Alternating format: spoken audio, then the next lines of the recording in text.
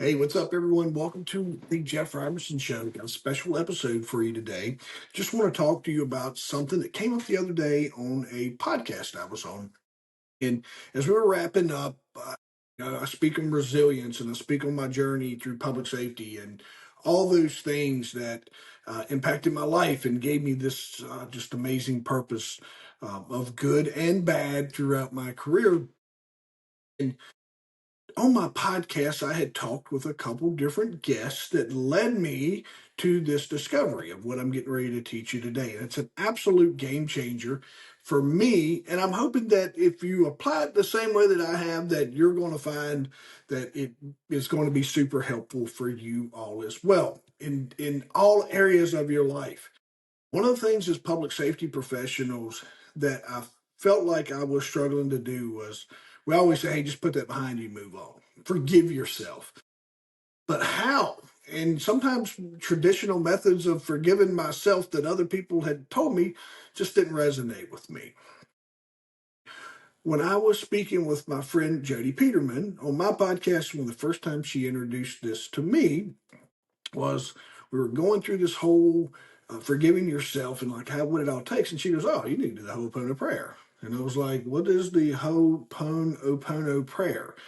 And so it set me off on this path of new discovery of like, I got to figure out what this is because it kind of spoke to me.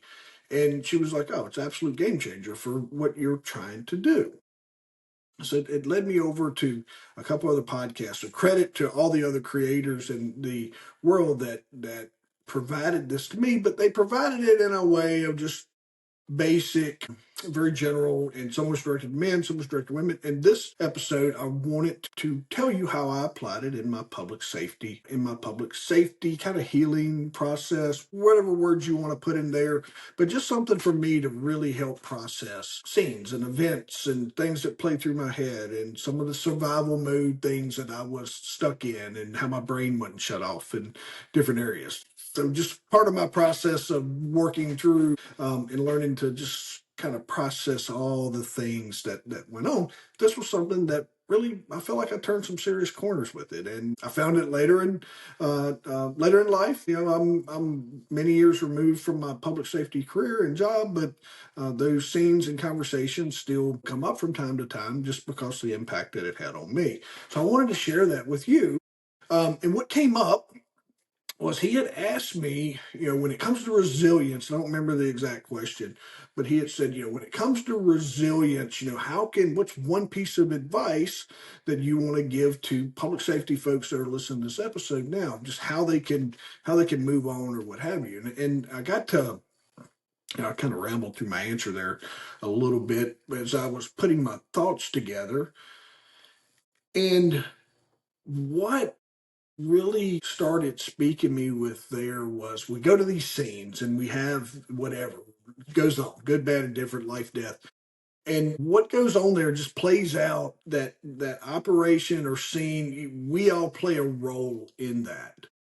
And whatever that role may be, sometimes it sticks with you because of whether you fell short, whether it may have been just a scene and the elements of the scene or the incident that where it's mass casualty or whatever. So it's just way more involved, a lot more moving pieces. Childhood or kids, things that really pull those. Um, Trigger those emotions with us as an adults because of just the nature of the situation. Being able to just, I was like, hey, just one of the things I would tell you is just figure out your closure with those incidents and that you've done your job. It's not your job to take other people's problems with you. And it's easier said than done. And for me, when I teach and speak, it's always a goal of mine to make sure that when I'm done, you're leaving with actionable items and actionable strategies.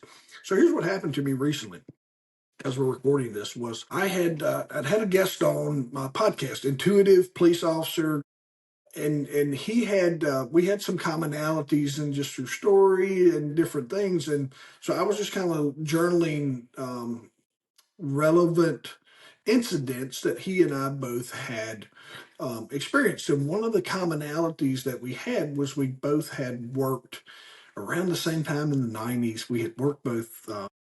Mine was an 8-year-old. So I think his was a 5-year-old maybe, of child death. And mine was an accident, and it triggered, like, I just got to thinking about it, and it not triggered me in a negative way, but it got me thinking about that scene. And it was in my case, it was it was in January of '99. I remember maybe January 20th of '99.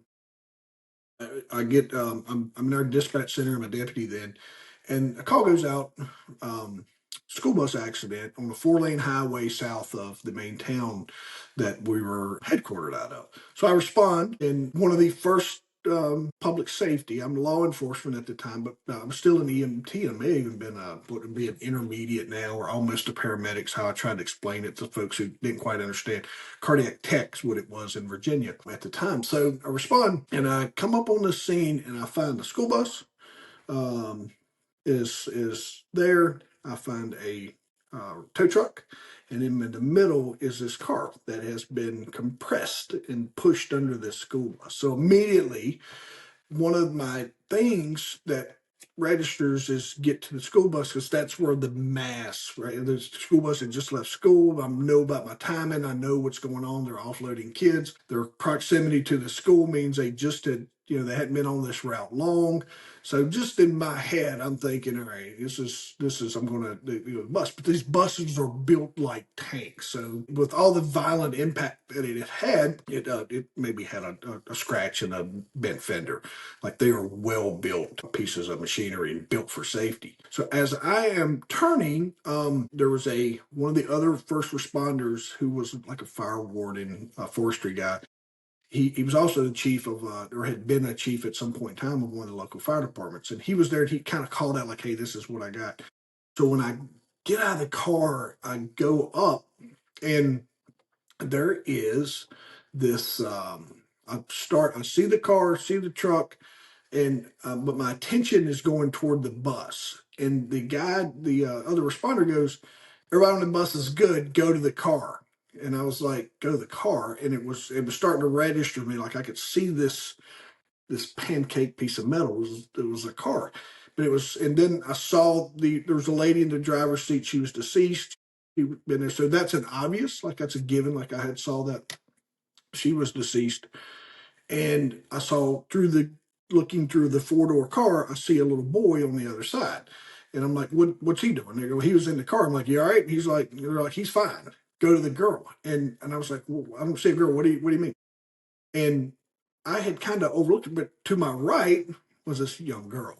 And she was on the passenger side of this vehicle. And anyway, during the incident, it had collapsed. The car had collapsed, and ultimately, as all this motion and kinetics is coming together, it pushes her out of the back door, kind of comes open, and the violence, it ends up pushing her out onto the ground. Um, so we immediately turned attention to her, and she ultimately didn't make it. But I remembered, and so I got to going through my head. So I'll tell you all that to tell you this. I want to tell you a little background about just kind of where I was on that scene that night. And I played it back, and I was telling my wife, and she goes, "You've never told me about this one." I go, "Yeah." So this was one of those ones that was early in my law enforcement career. I've been doing public safety for a long time. So it was one of those child deaths that, like, they stick with you.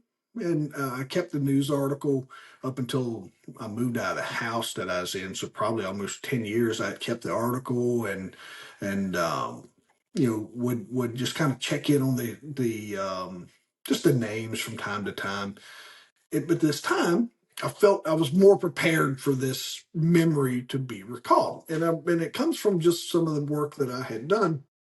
And she was like, well, like, kind of what's going on. I'm like, I just remembered, I was frustrated with myself because I hadn't took time. I didn't do a good job of just that assessment, because I was so tunneled in on that bus that I kind of missed part of it. And nothing, you're talking seconds, since, like, I explained it, but something that frustrated me as that young police officer, or that person who holds himself accountable to higher standards. And I just remember, just like, we worked on her. We did everything we possibly could. We life flighted. I had friends of friends that, like, I had some of the best in the business of EMS and emergency response was with us on that scene. So like when you look at, I was thinking about that of the people that I had with me, like some of the top notch responders and know how to fix problems and can intubate and do just all sorts of things under pressure and in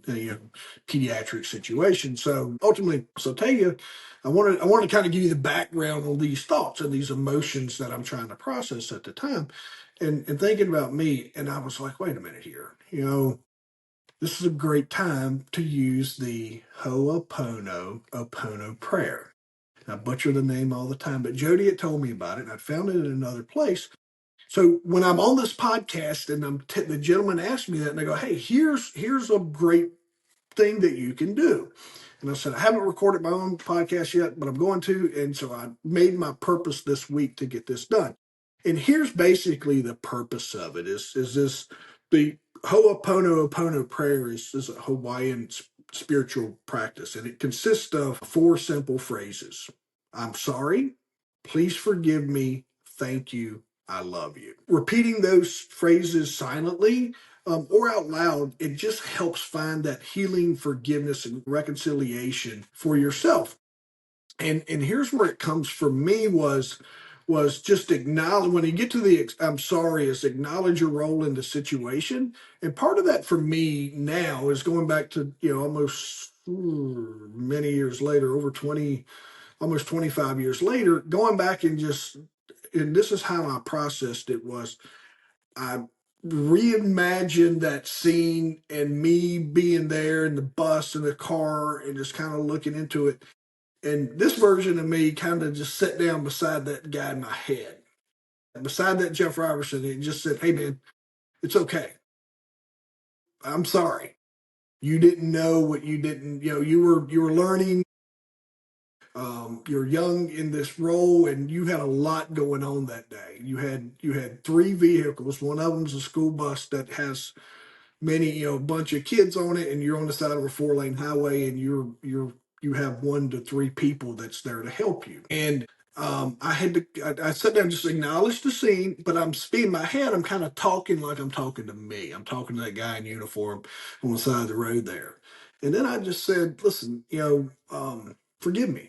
And I'm like, you're forgiven. So this version of me is talking to that version of me, just saying, hey man, just forgive, I'm gonna forgive you because you didn't know at the time. You did the absolute best that you could possibly do in that moment. So I'm forgiving you. So I'm forgiving myself. It's me in my head. I'm kind of talking to me because it just helps me process it in a way of like a mentor kind of being in your ear. The thing about mentor being in your ear is you hear what they're saying. It just don't stick like it does when it comes from you. So just going in that moment and just saying, hey, I'm sorry, please forgive me.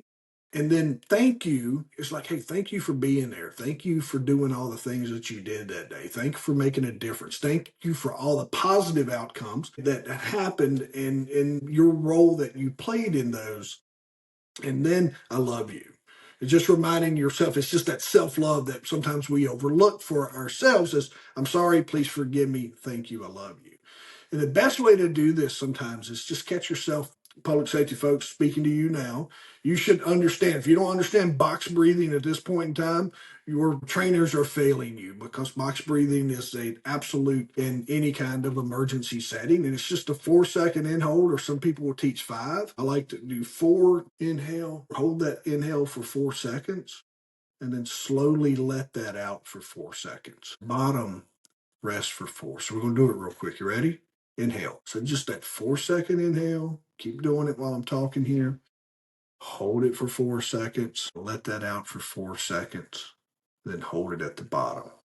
If you don't know this, if you find yourself under stress, if you find yourself in a high stress environment, you're getting shot at, you're responding to an emergency scene, whatever that might be, something that's got your heart rate jumping, your anxiety levels is getting off the chart there. There's a lot going on. Hit that 4-second, do that box breathing. Nowadays, I teach this to my athletes that I'm coaching or on the field. Like when they get ready to step into a batter's box, give me that box breathing before you're going in so it takes our tunnel vision. And that's probably what happened to old Jeff that day. It takes our tunnel vision where we're looking through these small lenses and it opens us up to where when you start getting that much breath in, your brain basically says, "Oh, if I'm breathing this good, I must be safe," and then reminding yourself like, "Hey, you're safe."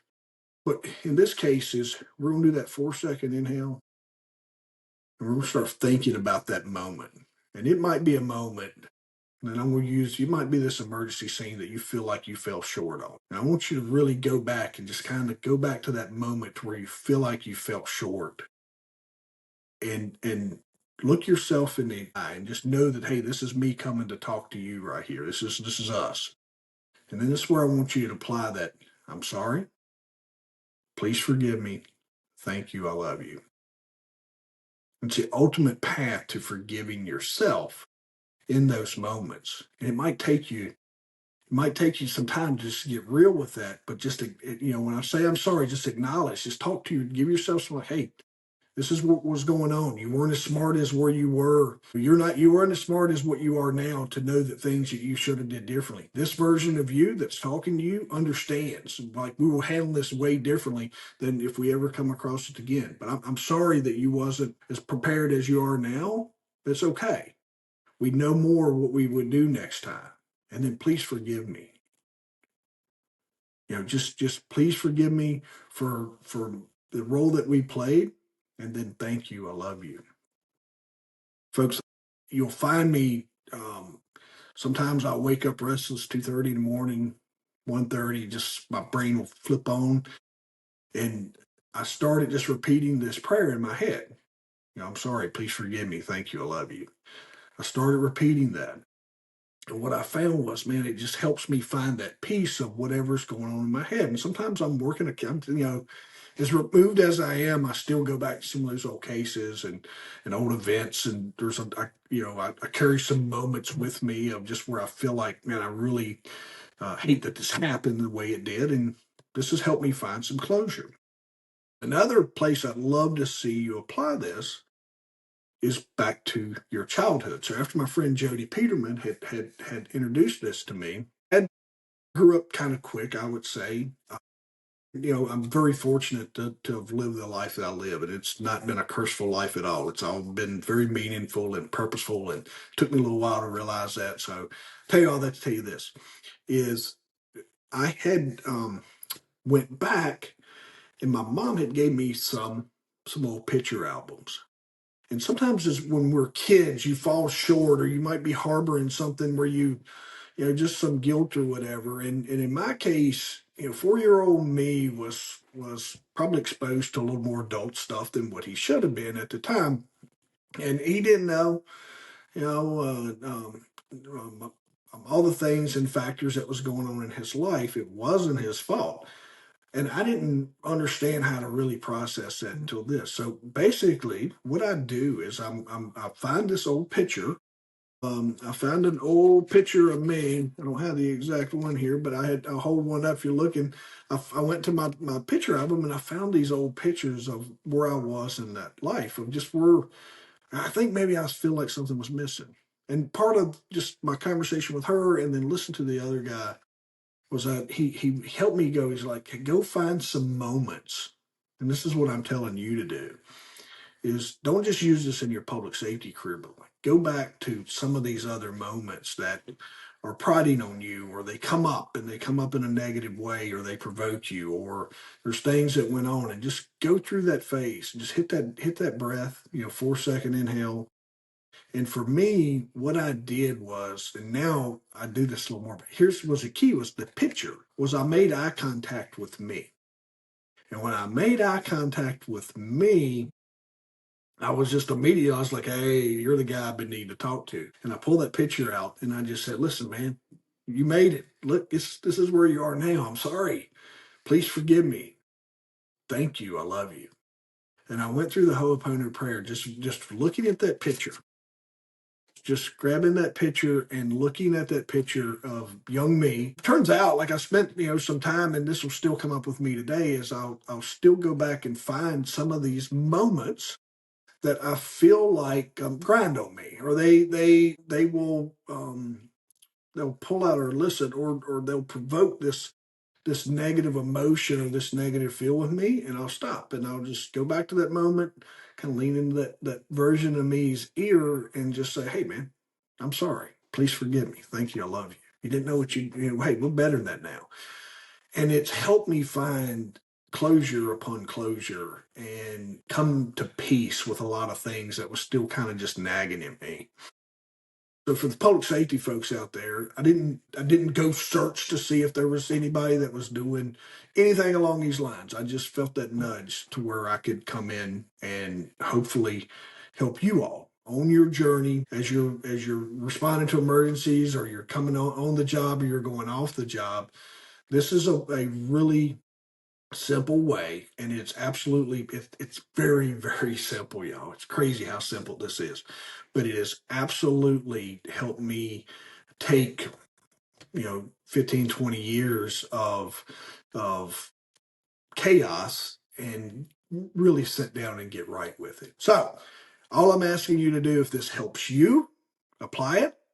If you did, and if it helps you, share this episode, or record your own version.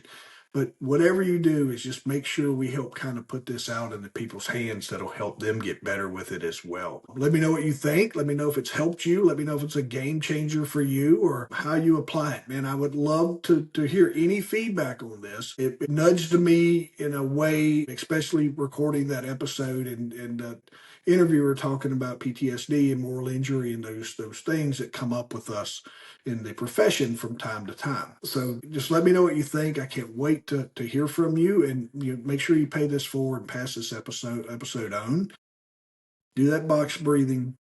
And remember, as you're doing that box breathing, get you 3 or 4 of those rounds in, and then all you're looking to do here is, I'm sorry, please forgive me, thank you, I love you. And I hope that helps. And I can't wait to hear from you all. See you soon.